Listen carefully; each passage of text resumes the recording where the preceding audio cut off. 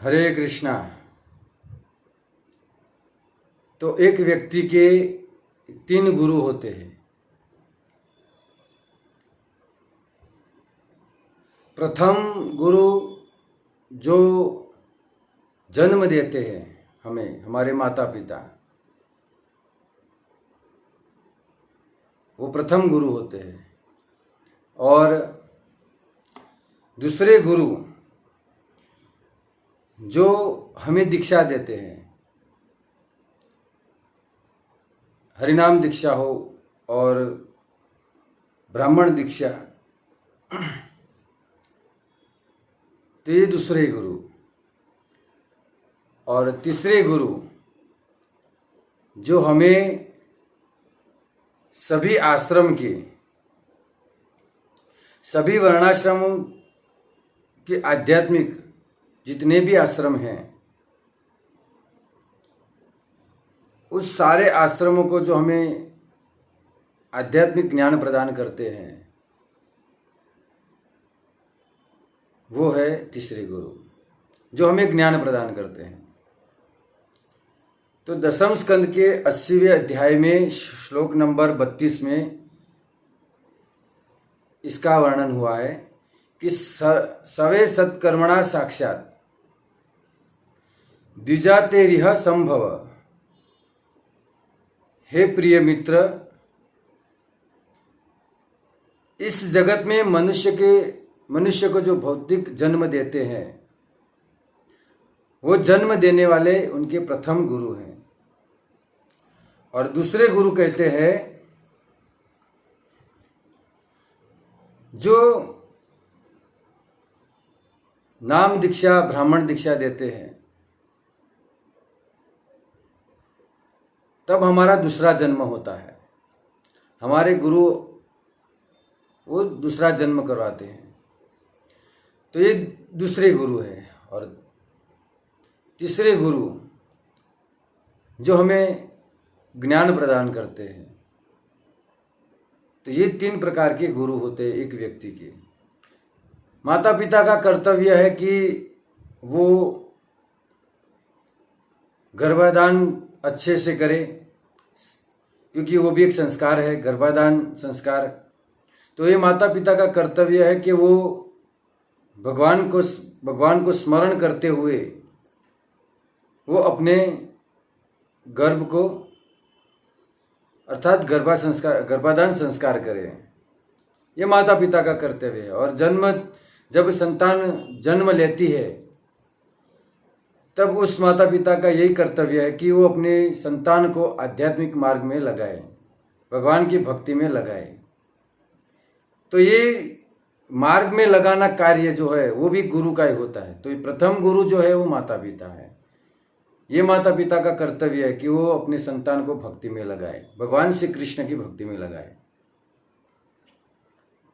तो ये माता पिता का कर्तव्य हुआ।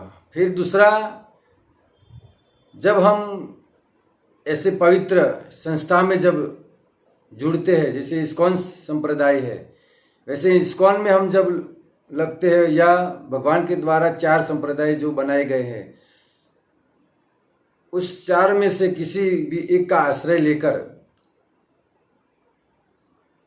हम हमारा आध्यात्मिक मार्ग शुरू करते हैं, भक्ति में लगते हैं, तब हमारी दीक्षा होती है। तो जब हमारी दीक्षा होती है, तब हमारे गुरु महाराज हमारा दूसरा जन्म करवाते हैं। और हम कोई भी ज्ञाति की क्यों ना हो, किसी भी जाति की क्यों ना हो, लेकिन यही गुरु महाराज की हम पर इतनी विशेष कृपा रहती है कि वो हमें द्विज बनाते हैं, ब्राह्मण बनाते हैं, हमें यज्ञोपवीत संस्कार करके हमें उच्च कोटि के मनुष्य बनाते हैं। तो हमें ब्राह्मण दीक्षा प्रदान करते हैं। तो ये जो दीक्षा देते हैं गुरु महाराज, इनकी बड़ी कृपा रहती है। फिर तीसरे जो ज्ञान देते हैं, जिन्हें शिक्षा गुरु कहा जाता है,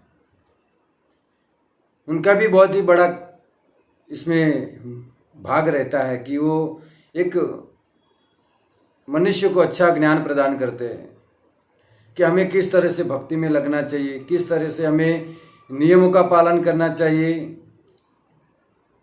कैसे हमें व्रतों का पालन करना चाहिए,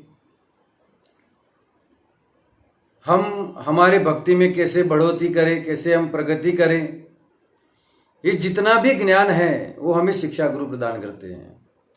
तो एक व्यक्ति के जीवन में 3 गुरु होते हैं, माता पिता, दीक्षा जो देते हैं वो गुरु, और जो शिक्षा देते हैं, ये 3 गुरु होते हैं। तो तीनों ही हमारे लिए पूजनीय हैं। माता पिता ने जन्म दिया वो भी पूजनीय है हमारे लिए। जो हमारा दूसरा जन्म करवाते हैं, जो हमें उच्च कोटि के जो ब्राह्मण बनाते हैं, वो भी हमारे लिए बहुत ही पूजनीय है।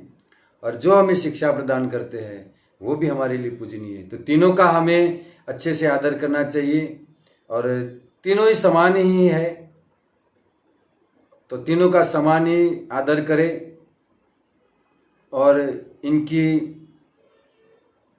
भगवान की तरह हमें उनको मानना चाहिए। भगवान के समान पूजनीय है, क्योंकि भगवान ने कहा है कि मैं सभी जगह पे तो हर व्यक्ति के घर में तो मैं नहीं जा सकता, तो मैंने अपना एक ममता का रूप बनाया है, मैंने माँ के रूप में। फिर गुरु के रूप में भगवान होते हैं जो हमें दूसरा जन्म कराते हैं। फिर शिक्षा गुरु के रूप में भी भगवान होते हैं जो हमें अच्छा ज्ञान प्रदान करते हैं। तो सभी में भगवान को उनके अंदर हमें भगवान देखना चाहिए, और भगवान के समान हमें उनको मानना चाहिए और उनका अच्छे से आदर करना चाहिए।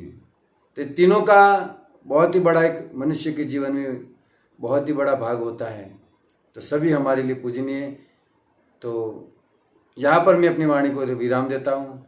जय श्री प्रभुपाद।